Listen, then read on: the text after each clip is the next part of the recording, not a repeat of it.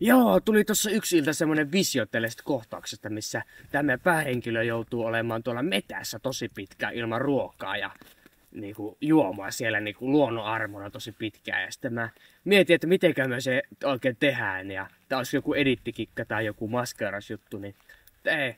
Perhana päätin sitten, että pistetään Kalevi oikeasti tonne mehtään vähäksi aikaa.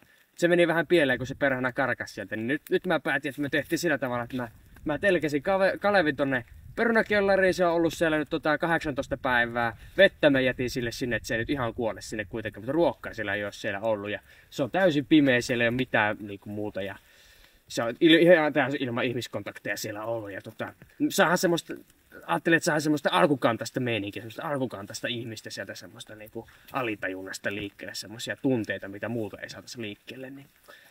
Joo, meillä on nyt kamerat valmiina tässä, niin katsotaan, me avaan tuon oven, niin katsotaan minkä näköinen kaveri sieltä nyt tulee.